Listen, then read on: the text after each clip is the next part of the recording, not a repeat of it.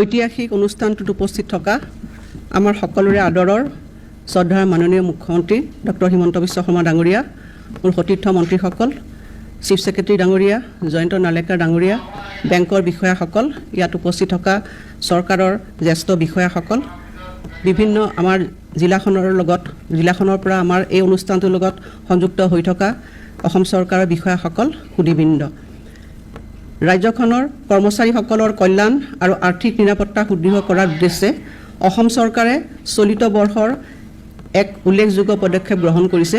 সি হৈছে শূন্য খৰচ কৰ্মচাৰী বীমা আঁচনি, আৰু এই আঁচনিৰ জৰিয়তে 2025 চনৰ জানুৱাৰী মাহৰ পৰা কাৰ্যকৰী হোৱাকৈ ইয়াক লক্ষ্য বান্ধি দিয়া হৈছে আৰু সকলো স্থায়ী আৰু নিয়মীয়া চৰকাৰী কৰ্মচাৰীক তেওঁলোকৰ ওপৰত কোনো ধৰণৰ আৰ্থিক বোজা নপৰাকৈ ব্যাপক বীমা কভাৰেজ প্ৰদান কৰা হৈছে। এই পদক্ষেপে অসম চৰকাৰৰ কৰ্মচাৰীসকলৰ আৰ্থিক কল্যাণ আৰু নিৰাপত্তা উন্নত কৰাৰ দিশত প্ৰদান কৰা দায়বদ্ধতাকে প্ৰতিফলিত কৰিছে। মই পোনপ্ৰথমে অসমৰ মাননীয় মুখ্যমন্ত্ৰী ডাঙৰীয়াক শলাগ জনাইছোঁ, কৃতজ্ঞতা যাচিছোঁ, আৰু তেখেতৰ উদ্যোগতে এই আঁচনিখন অসমত পোনপ্ৰথমবাৰৰ পৰা গ্ৰহণ কৰা হৈছে আৰু স্বাধীনতাৰ ৭৫ বছৰৰ পিছত এইখনেই হৈছে প্ৰথম আঁচনি যিয়ে কৰ্মচাৰীসকলক তেওঁলোকৰ পৰিয়ালবৰ্গক আৰ্থিক আৰু সামাজিক নিৰাপত্তা প্ৰদান কৰিছে।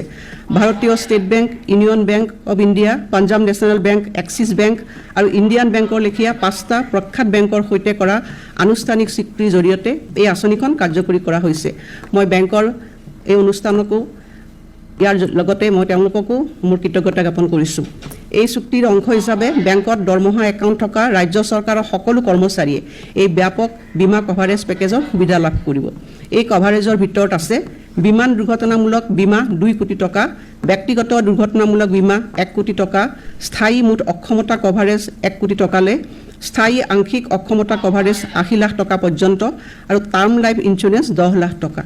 এই মূল সুৰক্ষাৰ উপৰিও কৰ্মচাৰীৰ বাবে স্বাস্থ্য বীমাৰ বিকল্প আৰু তেওঁলোকৰ পৰিয়ালক ৰাজসাহায্যযুক্ত প্ৰিমিয়াম আগবঢ়োৱা হৈছে।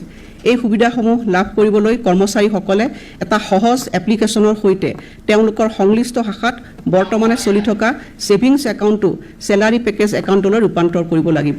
এই পদক্ষেপৰ সফলতা বিভাগসমূহৰ মাজত সমন্বিত প্ৰচেষ্টাৰ ওপৰত নিৰ্ভৰশীল। DDO আৰু কোষাগাৰ বিষয়াসকলে একাউণ্টৰ ৰূপান্তৰ আৰু দাবী প্ৰক্ৰিয়াৰ ক্ষেত্ৰ পৰ্যায়ৰ কৰ্মচাৰীসকলক সহায় কৰাত গুৰুত্বপূৰ্ণ ভূমিকা লৈ আছে। এই আঁচনিৰ অধীনত ইতিমধ্যে 4 লাখৰো অধিক কৰ্মচাৰীয়ে নামভৰ্তি কৰিছে আৰু দ্বিতীয় পৰ্যায়ত শূন্যবয় দুৰ্ঘটনা আৰু বীমা আঁচনিখন জিৰ' কষ্ট এক্সিডেণ্ট এণ্ড ইঞ্চুৰেঞ্চ আঁচনিৰ সুবিধা ঠিকাভিত্তিক আৰু ৰাজহুৱা খণ্ডৰ প্ৰতিষ্ঠানৰ কৰ্মচাৰীসকললৈকো সম্প্ৰসাৰিত হ'ব, যিটো প্ৰতিশ্ৰুতি আমি এই বছৰ বাজেটত আমি দিছিলোঁ। কৰ্মচাৰীসকলৰ সুৰক্ষা আৰু তেওঁলোকক আগবঢ়াই লৈ যোৱাৰ প্ৰধান লক্ষ্যৰে অসমৰ মুখ্যমন্ত্ৰী ডাঙৰীয়াই যোৱা সময়ছোৱা কাম কৰি আহিছে। আশা কৰিছোঁ যে এই আঁচনিখনে অসমৰ লাখ লাখ কৰ্মচাৰী আৰু তেওঁলোকৰ পৰিয়ালক আৰ্থিক আৰু সামাজিক নিৰাপত্তা প্ৰদান কৰিব। এই দুআষাৰকৈ মই পুনৰবাৰ সকলোলৈকে মোৰ আন্তৰিক কৃতজ্ঞতা জ্ঞাপন কৰি মোৰ ক'বলৈ এইখিনি ইমানতে সামৰণি মাৰিছোঁ। ধন্যবাদ।